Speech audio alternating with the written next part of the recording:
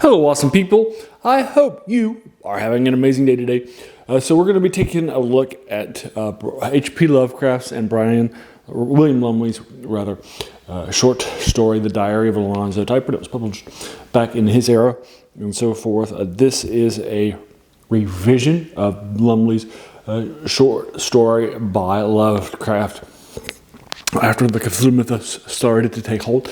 It is in the Cthulhu mythos. I read it when I was in college and picking up on Lovecraft's stuff because it was co-written. It wasn't in the 3 collections that I got when I was a junior back in college. One had his horror stuff from his early era, one his fantasy stuff from his middle era, and then one his Cthulhu mythos stuff from his later era, like the Call of Cthulhu and such. And then the co-write stuffs like this, I read after I finished those and loved them lots from a book-sized publication of two collections that had all of his revisions. Love it lots. This was the first one. I read it once then, and then I went back and read it as the first one just to pick it up and knocked it out a couple of years ago, about 7 or 8 years ago, probably roughly, well before COVID. And the channel started. And then I decided to knock this out afterwards, a third time for this channel.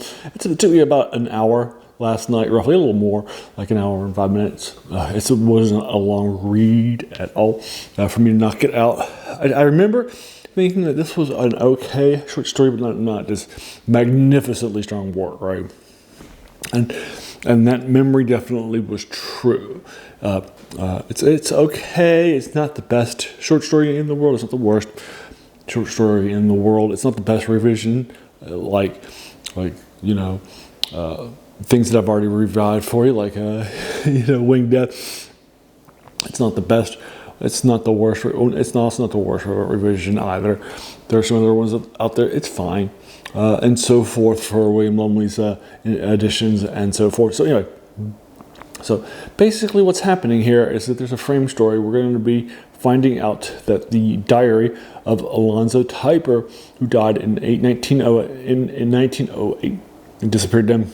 His body was never found.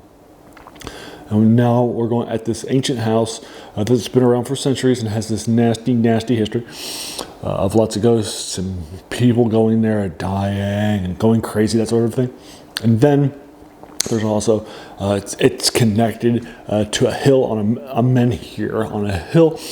And a menhir, in case you didn't know, is a fancy word for a stone circle, like that. And so forth on a hill that the locals have pushed out and that sort of a thing and use. It's getting close to Sabbat. And Alonzo Typer has just purchased this in an auction after none of the heirs of the people that died and gave it away a few decades ago could be found by the state, and he bought it. And now he's had it in here. And that's the setup for what's happening. Now we're going to find out that Alonzo Typer isn't exactly a nice guy, right, and so forth, right? He's a curious person. He's not afraid of trying to push the envelope and that sort of a thing. He's probably what we would call an antiquarian in that era. Somebody who collects history books, reads a lot of things. That's a lot of those sorts of things, and pushes into darker elements, if you will, and that sort of a thing. Again, this isn't the Cthulhu mythos, so it does have, and it's by Lovecraft, and it does have some of his edits. He edits them in. So it does have some things in here, like the Elfdown shards, or the Unsprechlet and Colton, stuff like that, or Vermi mystery, some of those books. They'll also call out things like Shub-Niggurath and stuff like that, too.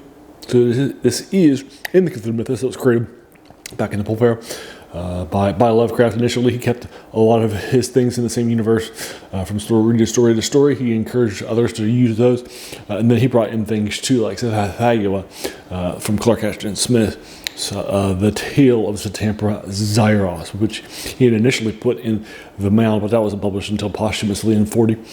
So then his next short story with it was Whispers in Darkness, but then Robert E. Howard, another one of the big writers who created Raccoonian for Weird Tales. In this era, he actually was the first one to write a short story for Zathagula and his take on it, right? And that's kind of common. This era, people were taking things back and forth in the pulp era with the Cthulhu mythos up through Lovecraft's death in 37. So basically what's happening here is that, again, I think it's okay. It's not the best revision. It's not the worst revision ever. But it's not good. I don't really think it really holds down any forces. I do like the ending. I think it's fun. And so forth. So it's getting it probably like a 6.5. Overall, it's fine. It's okay. It's not going to take that much of your time. I'll link it to you online where it's for free, where I read it. So I didn't have to see or spend any money to read it and so forth. And there you go. So have you read the Diary of Alonzo Typer by William Lumley and H.P. Lovecraft? And if so, what did you think about it, right? Your opinions are just as valid as mine, right? I'm not a trained literary critic, I'm just a fan. So let me know what your thoughts are, and if you agree or disagree with my 6.5 out of 10. That's also great too. And then finally, if you like this video, why not hit the subscribe button, the like button, the bell icon if you're feeling frisky, and then also let your friends know too, right? Like Lovecraft fans or horror fans in this case. This is definitely cosmic horror, Cthulhu Mythos fans, right? All this sorts of things for this one, right? Good stuff. And then, as a reminder, this channel is named The Worst Thing About New Books. It's a quote by a French philosopher, Jacques Joubert, who said that the worst thing about them was that they kept us from reading the old ones. In this book, this short story in this case, from a century ago, and it's for free online. It's definitely a key part of this channel. And finding these things and unpacking them for you is a great pleasure of mine.